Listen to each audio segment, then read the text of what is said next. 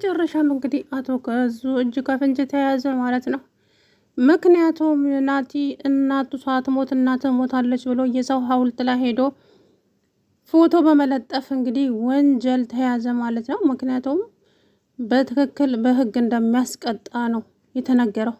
ያደረገው ነገር በጣም አስከፊ ነው። ትሁትም እንግዲህ እንደዚህ አይኗ እስከሚደማ ድረስ ስቅስቅ ብላ አለቀሰች ማለት ነው። በልጅ የመጣብኝ የተራገመ ሰውዬ። አለምዬም ደግሞ በቃ የኔ ልጅ አጽናናቻት፣ አንገቷን ይዛ አይዞሽ ሁሉም ነገር ያልፋል፣ ግን ይሄ ሰውዬ በዚህ በቅርብ ቀን እግሩ ያጥራል፣ አታስቢ ትሁቴ፣ አንቺ ብቻ ተረጋጊ አለችና ትሁትን አረጋጋቻት። አቶ ገዙ ሲደወልለት አነሳ፣ ያለበትን ቦታ አጣቀመ ማለት ነው። ከዛ በኋላ እነማን ናችሁ እናንተ የደወላችሁልኝ ሲል አታቀንም፣ ለጥብቅ ጉዳይ ፈልገን ነው፣ ልጅህ ሊገልህ ይፈልጋል ብለው አውቀው ፖሊሶች እንግዲህ ድምጻቸውን ቀይረው ደወሉለት ማለት ነው ለአቶ ገዙ። እሱም ደግሞ ያለበትን አጠዋቅሞ ያለበት ድረስ ሄደ። ጫካ ውስጥ እንግዲህ የሰው ሐውልት ላይ ፎቶ በመለጠፍ እናትህ ሞታለች፣ የእናትህ ቀብርም ይሄ ነው ብሎ ለናቲ በሐሰት እንግዲህ አሳወቀው ማለት ነው። ልጁ ደግሞ ቀስ ብሎ እንግዲህ ሄዶ ያልሞተችው እናቴን ሞታለች ብሎ የሰው ሐውልት ላይ ፎቶ ለጥፎ ይኸው እንዳምን አድርጎኛል፣ ግን እናቴ እዛ ቤት ውስጥ ነው ያለችው፣ ቆልፎባት እናቴ በህይወት ነው ያለችው። ስለዚህ ሰውዬ አውቆ ነው፣ እናም በህግ እንዲጠየቅልኝ እፈልጋለሁ። እኔ እሱን ገድዬ ወንጀለኛ ወይ ልጅ አባቱን ገደለ መባል አልፈልግም፣ እንዲታሰርልኝ ስለምፈልግ ብቻ ነው አለ ናቲሻ። ከዛ በኋላ ፖሊሶቹ ልብሳቸውን ቀይረው እንግዲህ ሄደው ቀብ አደረጉት ማለት ነው። እዛ ቦታ ላይ ልብሳቸውን ቀይረው የያዙት ፖሊሶች ሌላ ናቸው። ማረጋቸውን ለብሰው የመጡ ፖሊሶች ግን እጅ ከፍንጅ እንግዲህ ይዘውት እሱ ጫካ ውስጥ ቆሞ ስልክ እያወራ እያለ እንግዲህ የትሁትን ቤተሰቦች እሷ እንቢተኝነቱን ቀጥላበታለች። ስለዚህ ዋጋቸውን ስጣቸው፣ ልግደላቸው እንደ ሲል አያዬ እንዳትገላቸው ግን እሰራቸው፣ የትም እንዳይንቀሳቀሱ ብሎ ደውሎ ነገረው። ሰውየውም አረ ተው አለቃ፣ ይሄ ነገር አሁን ላይ በጣም እያስፈራኝ ነው፣ ይሄን ሪስክ ለእኔ በጣም ከባድ ነው፣ ስለዚህ ቢቀር ይሻላል። ሄደ ፈሪ፣ ምን አስፈራ? እኔም አልፈራው አይደል እንዴ ስንት ወንጀል ተሸክሜ። ስለዚህ ያልኩህን አድርግ። ገንዘብ አትፈልግም እንዴ? በዚህ ሰዓት እኮ ገንዘብ ነው ያስፈልገው። አንተ ግን ገንዘብ ጠግበሃል መሰለኝ። ህሊና የሚባል ነገር አለ። ምንም ገንዘብ ቢሆን ገንዘብ ደግሞ ህይወትን አይገዛም። ስለዚህ እባክህን አቶ ገዙ እንደዚህ አይነት ሪስክ አታስወስደኝ። ለማንኛውም አስበህ ንገረኝ፣ አስበህ ምን ላይ እንደደረስክ አሳውቀኝና ገንዘቡን አስገባልሃለሁ። የላኩልን ፎቶ ያሳጥበህ ሄደ እዛ ሐውልቱ ላይ ታስለጥፈዋለህ አለ። ከዛም ናቲሻ ይሄንን ኢንፎርሜሽን እንግዲህ እያንዳንዱን ነገር ደረሰበት። አቶ ገዙ የናገረው ልጅ ናቲ አገኘው ማለት ነው። ናቲ እንግዲህ አንተ ቅድም አቶ ገዙ ምን ነበረ ደውሎ ያለ ብሎ በመጀመሪያ ደረጃ አክዶ ነበረ። ልጁ ማነህ ምንድነህ? ምንም አላለኝም፣ ዞር በልልኝ ወደዛ ምናምን ነገር እያለ ሲመነጨቅ ልጁ ከዛ ተናገር፣ እውነቴን ነው፣ እኔ ምንም አላረግህም፣ እውነታውን ከነገርከኝ፣ ለገዙ ከነገርከው ገዙ ይገለኛል። እኔ ገዙ ወዳጄ መሰለህ እንዴ? ጠላቴ እኮ ነው። አባት አይደለ እንዴ? አረ አባት አትበለኝ፣ እኔ እንደሱ አይነት አባት የለኝም። ስለዚህ ለማንኛውም ንገረኝ፣ ከሱ ጋር ያለህ ግንኙነት። አረ አቶ ገዙ በጣም ኃይለኛ ሰው ነው፣ እኔንም ይኸው በመሳሪያው እያስፈራራኝ ነው የሚገኘው። ይሄንን ካላደረክ ግንባርህን ብዬ ደፋሃለሁ እያለ እያስፈራራኝ። ስለዚህ እና ምን አድርግ ነው ያለህ? እንግዲህ ያለኝ ከዚህ በፊትም እናት ሞታለች ብዬ ስልክ የደወልኩልህ እኔ ነኝ፣ እሱ በልብሎኝ። ግን አንተ እናት የለህም? ምን አይነት ጨካኝ ነህ? እባክህ አትፍረድብኝ። አሁን ግን እውነታውን እንድነግርህ ዝም ብለህ አዳምጠኝ አለው። ከዛ በኋላ እሺ ምንድን ነው ዛሬ ያለክ ሲለው የዛሬውን እንኳን እውነት ለመናገር በጣም እምቢ ብየዋለሁ። በፍጹም አልተስማማውበትም ነበረ። ምክንያቱም ደውሎ እዛ የአንዱ ቀብር ላይ ሄድና የሰው ሐውልት ላይ የላኩልን ፎቶ ለጥፍበት፣ እኔ ልጁን ይዤ ሄዳለሁ። ከዛ በኋላ ፎቶውን ሳይ የእናቱ ቀብር እንደሆነ ያምናል ብሎ በግድ ነው ፎቶ እንድለጥፍ ያደረገኝ። ይሄ ጨካኝ፣ ይሄ አረመኔ፣ እባክህን እኔን ከዚህ ከጨዋታ ውስጥ አስወጣኝ። አባትህ በጣም ክፉ ሰው ነው። እኔ እንደነገርኩ ካወቀም ይገለኛል። እኔ የልጆች አባት ነኝ፣ ልጆች አሳዳጊ ነኝ። ስለዚህ እባክህን አለው። ከዛ በኋላ ምንም አታስብ፣ እኔ ካንተ ጋር ምንም የሚያገናኘኝ ጉዳይ የለም፣ ጉዳዬ እሱ ስለሆነ እኔ እናንተ ምንም የሚያጣላን ነገር የለም ብሎ ናቲ ከልጁ ጋር ሄደ። ልጁ እፎይ ተመስገን፣ አንድ ሀሳብ አቅልያለሁ፣ ይሄ ሰውዬ እንዴት ልገላገለው እያልኩኝ ሀሳብ ገለውኝ ነበረ። አሁን ግን ተመስገን አምላኬ ብሎ እንግዲህ ናትሻ ማን ነው ልጁ ናቲም እንግዲህ ፖሊሶች ጋር ደውሎ ፖሊሶቹ ምንድን ነው ችግሩ፣ ምን እንርዳ ሲለው እባካችሁ እርዱኝ፣ እርዳታቸውም ያስፈልገኛል። በጣም ክፉና ወንጀል የሰራ አባት አለኝ። እንዴ ምን ማለት ነው? አባትን አሳልፈ መስጠት አይከብድም እንዴ? እሱን እኔ የተጎዳሁት ሰው ነኝ የማውቀው። አባት አትበሉኝ ደግሞ፣ እሱ አባቴ ሊሆን አይችልም፣ ጨካኝ አባት ነው። ስለዚህ እናቴን እንደ ውሻ አንድ ቤት ውስጥ ቆልፎባት፣ እሱ ግን ልጁ ከምትሆን ሚስት ጋራ እየኖረ ይገኛል። በእናቴ ቤት፣ በእናቴ ንብረት፣ በእናቴ ገንዘብ። በዛ ላይ እናቴን እስካሁን ድረስ እንኳ አላየዋትም፣ መልኳ ምን እንደሚመስል እንኳ።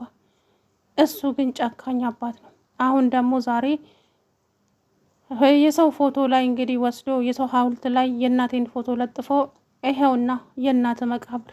ባለፈ ጊዜ እስኪ እናቴ ሞታለች ብለኸኛል እንዴ? ስለዚህ ወስደህ አሳየኝ፣ የእናቴን ቀብር ማየት እፈልጋለሁ ስለው ደንግጦ ብቻ የሆነ የተደነጋገረ። ቦታው እኮ ሳይጠፋ አይቀርም፣ አሁን ቆይቷል፣ ጊዜው ቆየ ስለሆነ ቦታው ጠፍቶ ሊሆን ይችላል። ምን ያደርግልሃል፣ ሞታለች ሞታለች ብሎ አደባብሶ አልፎ ነበረ። ግን እናቴ እቤት ውስጥ አለች። እሱንም ደግሞ የሚያውቅ ሰው ነው የነገረኝ። ማን ሊያውቅ ይችላል? የቤት ሰራተኛ አለች። አዎ በትክክል ታውቃለች። እሷ ምግብ ታደርስላታለች እነሱ ሳይኖሩ። አሁን ደግሞ እሷ ሚስጥሩን አወቀች ብለው እሷንም ይኸው ቤተሰቦቿን ይዞባት እያንገላታት ይገኛል። ስለዚህ ይሄ ሰውዬ ያለምንም ርኅራሄ ተገቢውን ቅጣት ማግኘት አለበት አለ ናትሻ። ከዛ በኋላ ትሁት ተጠራች፣ ፖሊስ ጣቢያ ቀረበች ማለት ነው። እንግዲህ ሁሉንም ነገር እያለቀሰች ተናገረች። አቶ ገዙ አይኑን አፈጦ ትሁትን በአይኑ እየገረፋት እንግዲህ ምንም አያመጣም አቶ ገዙ ሕግ ስር ስለሆነ። ከዛ በኋላ ትሁቴ አምላኬ ሆይ ይህ ሰውዬ ብቻ አንድ ሕግ ውስጥ አስይዝልኝና እባካችሁን አለች ትሁት። እባካችሁን ይሄ እርዱኝ፣ ይሄ ሰውዬ እንዴት ነው ከህይወቴ ውስጥ እንደማስወጣው አላውቅም። ይሄ ሰውዬ ሊገለኝ ነው፣ ሚስጥር አወቀሻል ብሎ ይሄው እያሰቃየኝ ቤተሰቦችንም ይዞብኛል፣ ቤተሰቦችን እገልሻለሁ እያለ እንግዲህ የልጁ እናት አለች በህይወት። ግን አንቺ ነሽ እናትህ በህይወት አለች ብለሽ የነገርሽው። አሁን ደግሞ ዋሽቼሃለሁ፣ እናትህ በህይወት የለችም፣ እናትህ ሞታለች ብለሽ ንገሪው። እንዴ ቆይ ምን አይነት ህሊና ነው እንደዛ ብዬ የምናገረው? ይሄንን ማድረግ አልችልም እኔ፣ እባካችሁ እባክህን ጋሼ ብለውም እንግዲህ ምርጫ ሰጥቼሻለሁ፣ ምርጫው ያንቺ ነው። አይ የምትይ ከሆነ ግን በጣም አዝናለሁ፣ ቤተሰቦችሽን በአንድ ሽጉጥ ነው የምገላቸው አላት። ከዛ በኋላ ይህንን ሁሉ ተናገረች ትሁት። አቶ ገዙ ትሁትን አስወጡና ትሁት ከደ ውጭ ከወጣች በኋላ አቶ ገዙ ገብቶ እንግዲህ ምስክሮች አንተ ወንጀለኛ እንደሆንክ ነው የሚያጠቁሙት። ማን ነው የመሰከረብኝ? ማን ይመስላል? እስቲ ገምት። ስም መጥራቱ ተገቢ አይደለም። አሀ ያቺ ገረድ ነች አይደለ? ምን ነው እሷ ነች አይደለ ሚስጥርን የምታውቀው?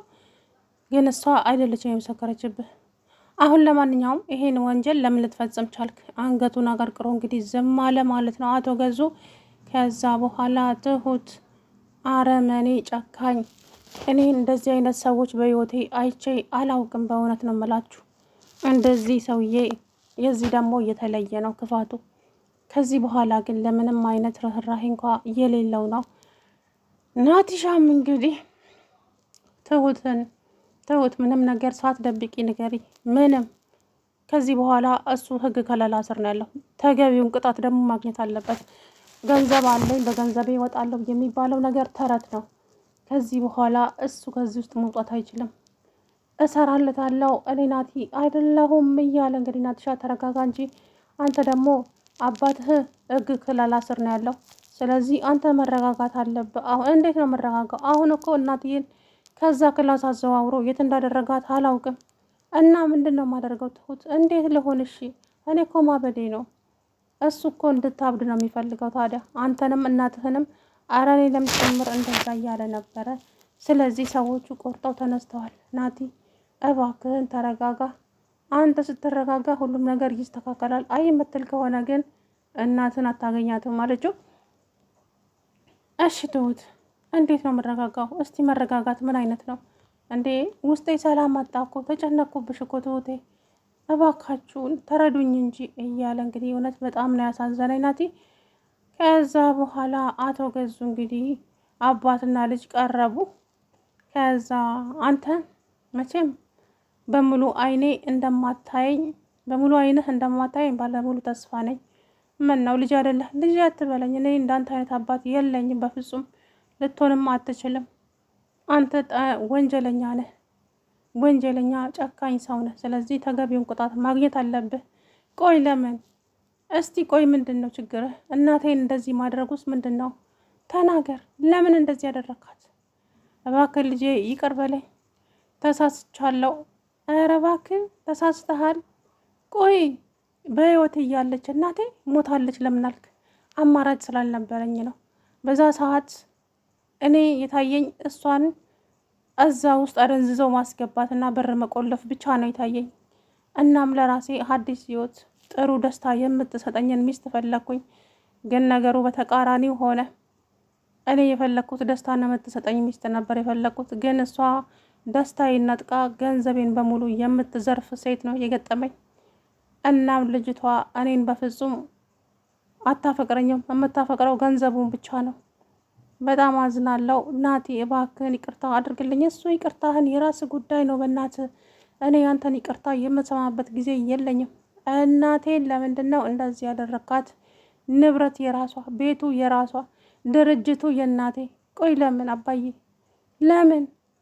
ቆይ አንተ ነገን ምን እንደመሆን ምንድን ነው የምሆነው ብለህ አታስብም እንዴ? እንዴት እንደዚህ ታደርጋለህ? ብሎ እንግዲህ ናቲ አባቱ ላይ ስቅስቅ ብሎ አልቅሶ ተናገረ ማለት ነው።